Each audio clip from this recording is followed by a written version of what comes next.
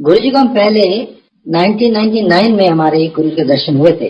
जब मैं दिल्ली कैंप में पोस्टेड था, दिल्ली कैंप से हम आ गए एम्पायर स्टेट में और वहां जाके गुरु जी के हमने पहली बार वहां अंदर गए और वहां का हमने पूरा ब्यूटीफुल सेटिंग और जो संगत वहां बैठी थी वो देखी। अब मैं अपनी वाइफ को ये हैंड ओवर करता हूँ, वो आपको आगे बताएंगे कि आगे क्या हुआ। जय गुरु जी। मैं एक्चुअली बड़ी हैरान हो गई थी जब मेरे हस्बैंड एकदम मान गए गुरु जी के पास जाने के लिए, क्योंकि ये कभी ऐसे जाते नहीं है कहीं। तो जब ये ऑफिस से आए और मैंने इनको पूछा तो एकदम मान गए। तो मैं बड़ी खुश हुई और हम चले वहां पे। वहां पहुंचे तो गुरु जी को वो अपने आसन पे विराजमान थे। हमने उनको प्रणाम किया। तो हमको देखते ही उन्होंने, हमारी बेटी सिमरन भी हमारे साथ थी, हम तीन लोग थे।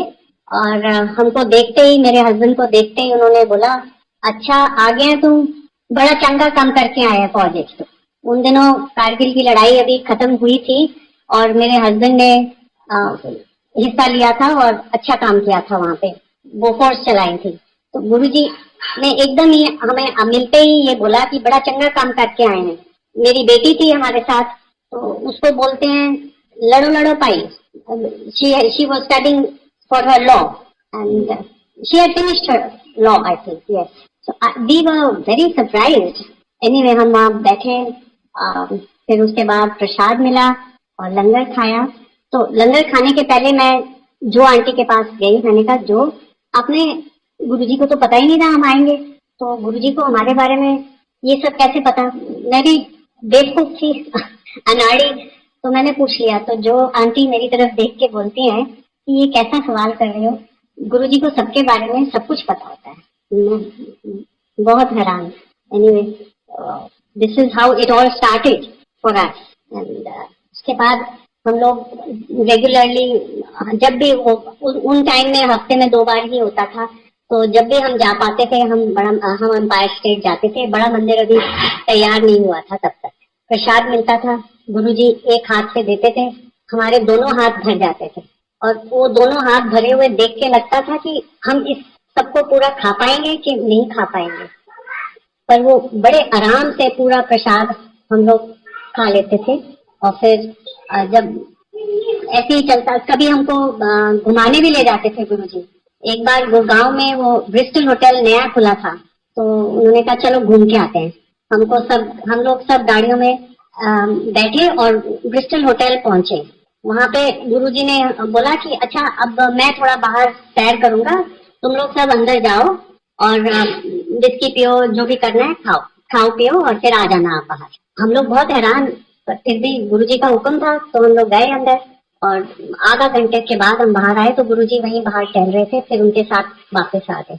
ऐसे ही कई मौके हम लोग उनके साथ रात को निकल जाते थे घूमने। एक बार जब ये DND फ्लाईओवर नोएडा का अभी स्टार्ट नहीं हुआ था, तो वहां तक चले गए, जहां उनका मन करता था ऐसे घुमाने हमको ले जाते थे। It was a great pleasure and very, it was a very awesome experience for us to be with him. हमको लगता था कि हम अब बस इन्हीं के साथ रहें, पर गुरुजी का भी टाइम स्लॉट होता था और जब कहते थे चलो, जिसको जिसको भेजना होता था घर, और फौजियों को तो बोलते थे चलो जर्नैल कर्नैल सब अपने अपने घर जाओ, he would pack us off to a house. एक दिन उन्होंने हमको बोला कि आप अपने घर में सत्संग करो, मैं आऊंगा। तो हमने कहा बिल्कुल। हमको थोड़ा वो डर भी लग रहा था कि हम कैसे ऑर्गेनाइज करेंगे, क्या करेंगे, बट गुरुजी की कृपा थी तो काफी 50-60 लोग आए और हमारा सब हो गया। गुरुजी कहते थे मंगिया ना करो, पर मैंने कभी उनसे कुछ मांगा नहीं, पर मैं कंप्लेन जरूर कर देती थी गुरुजी को। अब ये मांगना है या क्या है मुझे नहीं मालूम, पर जो मेरे दिल में बात होती थी वो मैं गुरुजी को एक शिकायत सी लगा देती थी उनको। जो भी एक शिकायत ये भी थी कि मेरे मनपसंद का घर नहीं है मेरे पास, मेरे हस्बैंड रिटायर होने वाले हैं और उनको कोई अपने काम के सिवाय और कुछ सोचता ही नहीं है, वो इस तरफ देखते ही नहीं है।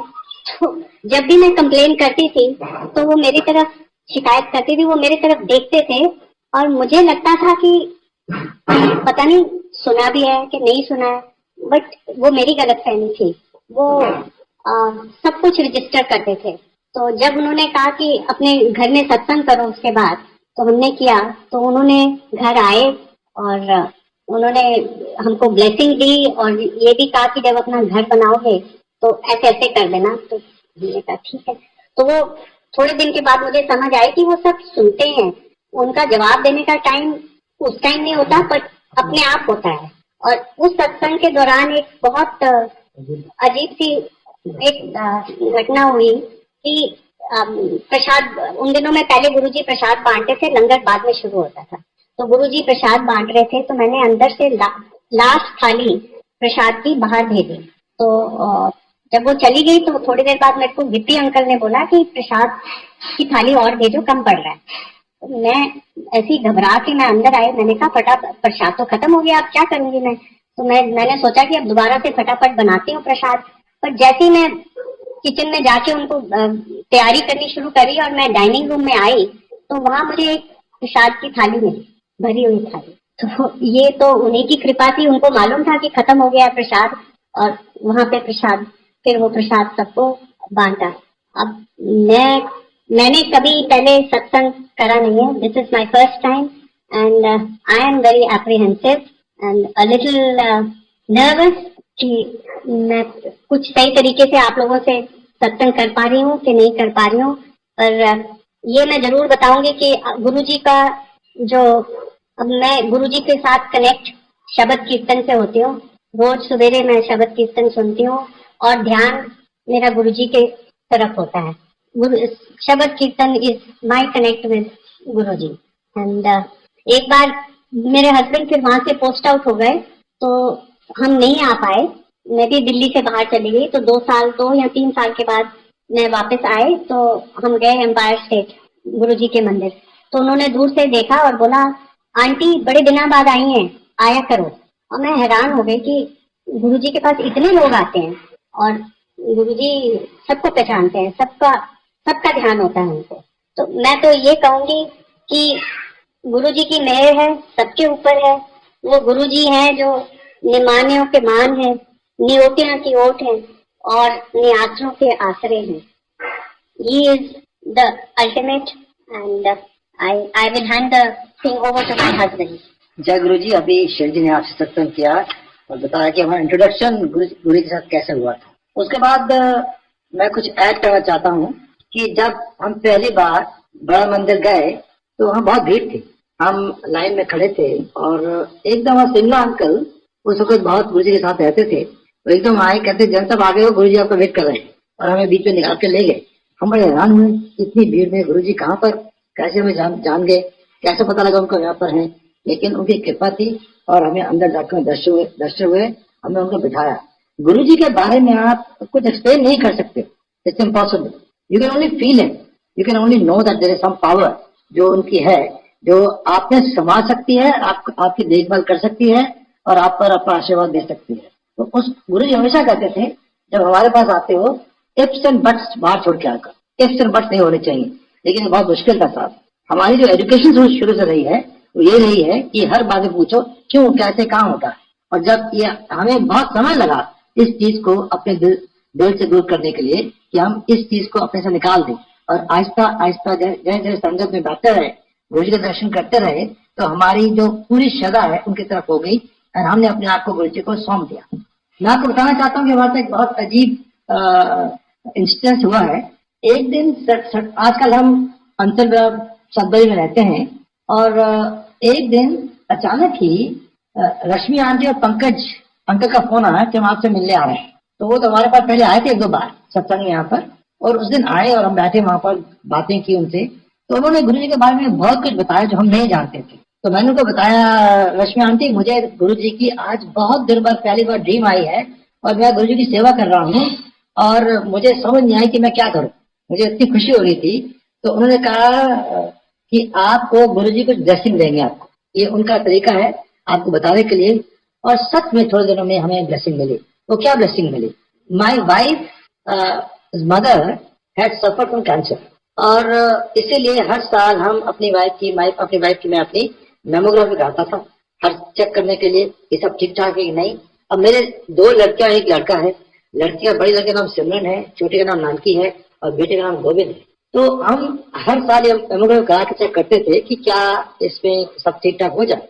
मेरी बेटी नानकी जो है, इनको कोई स्पेशल फीलिंग आती है कभी कभी। उन्होंने भी अपने टेस्ट के लिए गए, एक यहाँ बड़ी फेमस लैब है डैन लैब, वहां गए, वहां जाके हमने टेस्ट कराया और मेरी बेटी को एकदम एहसास हुआ कि हमें एमआरआई करना चाहिए। अब किसी ने कहा नहीं था किसी डॉक्टर की एमआरआई कराओ। हम गए, मैक्स में एमआरआई कराई और वहां पर उन्होंने, जो डॉक्टर साहब थे, उन्होंने देखा कि 2 छोटे छोटे ऐसे हैं ब्लॉब्स जिनको इन्वेस्टिगेट करना चाहिए। और हम उसको इन्वेस्टिगेट कराने के लिए आगे हमें एक और अच्छे डॉक्टर साहब मिल गए, डॉक्टर हरित, मैक्स हॉस्पिटल में। उन्होंने देखा, उन्होंने बताया कि these need to be checked and they could be cancers, malignant. They were checked on both the breasts, they were malignant, and he was quite very surprised कि आपने एमआरआई कैसे कराई, आपको किसने बताया? आज तक हमने देखा नहीं है कि इतनी जल्दी ये चीज डिटेक्ट हो जाए। तो मेरे ख्याल से मुझे कोई शक नहीं है कि गुरुजी की ब्लेसिंग थी, उन्हें ब्लेस करना था शेरी को और उन्हें एकदम डिटेक्ट कर लिया। और आज की तारीख में Sherry is undergoing treatment and she is fine, she is improving. Guruji is kind, Guruji blessing is there and I think in the next few days she complete her treatment. तो ये ब्लेसिंग थी और ब्लेसिंग आई हमारे ऊपर।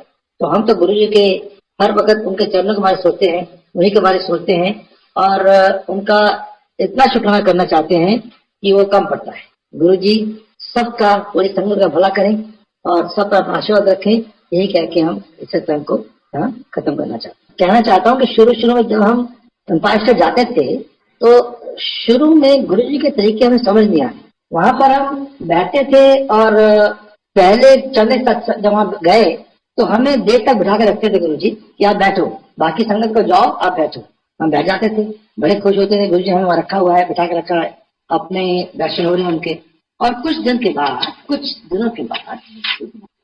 के बाद ऐसा समय आया कि एकदम गुरुजी बोले करना जाओ, बाहर जाओ, तो बाहर जाओ।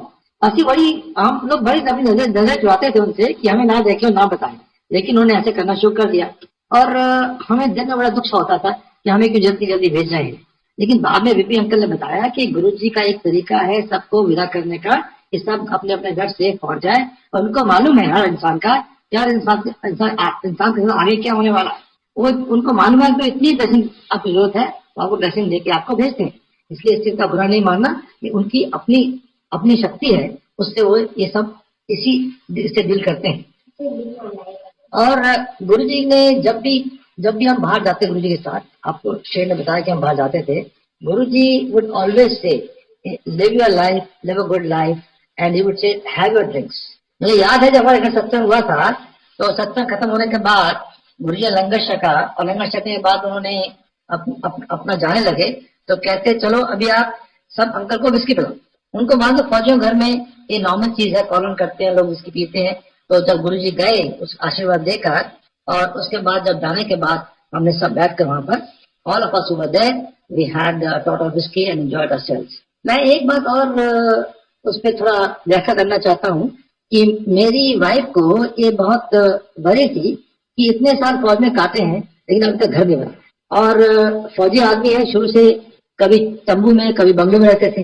तो उनकी इच्छा थी कि हम लोग अपना घर जो है वो जमीन से बनाए और एक छोटा सा बंगला हमारे पास हो। तो हमने बड़ी हिम्मत करके गुरु से ये चीज उनके सामने रखी। और मेरी वाइफ गुरु से बड़ी फ्रेंडली थी, मैं तो गुरु से बहुत कम बात करता था, सिर्फ बैठ के सुनता था कीर्तन और उनको देखता रहता था। तो एक बार मेरी वाइफ से पूछा कि आपके पास घर नहीं, आप कितने पैसे हैं? अब फौजी आदमी इतने पैसे कहाँ थे हमारे पास? हमने बताया तो गुरु जी चुप कर गए, जो रकम मैंने बताई। फिर उन्होंने शरीर को बताया कि आप ऐसे ऐसे कुछ काम करो और जो अगली बार मैं आता हूँ तो मेरे पास ले आना, मैं वो ब्लेस करूंगा और उसके बाद जहां पर आप घर बनाएंगे वहां उसको रख देना और जमीन पे रख देना। इसी दौरान हमने एक फ्लैट लिया था सेक्टर 44 नोएडा में, गेटवे टावर्स में, और वो 5th या 7th फ्लोर पे था। तो हम सोचते थे कि यहाँ कहाँ रखेंगे हम इसको, यहाँ तो ये तो 5वीं फ्लोर पर है। तो फिर हमने सोचा कि शायद एक टाइल निकालकर, एक मार्बल पीस निकालकर उसके नीचे वो रख देंगे। लेकिन गुरु जी की इतनी अपार कृपा हुई, इससे पहले कि हम वहाँ शिफ्ट करते हैं उसको अपने लेते, हमें एक और जगह मिल गई अंसर विला में सतपरी के पास। और वहां पर हमने अपनी जब नींव खोदी तो गुरु जी का आशीर्वाद लेकर जो उन्होंने कहा था वैसे ही हमने किया। और शेरी की इच्छा थी कि हम ग्राउंड से अपने घर पर रहें, वो ऐसी उनकी इच्छा पूरी हो गई। ये गुरु जी की महिमा है। इसका एक्सप्लेन करना बहुत मुश्किल है।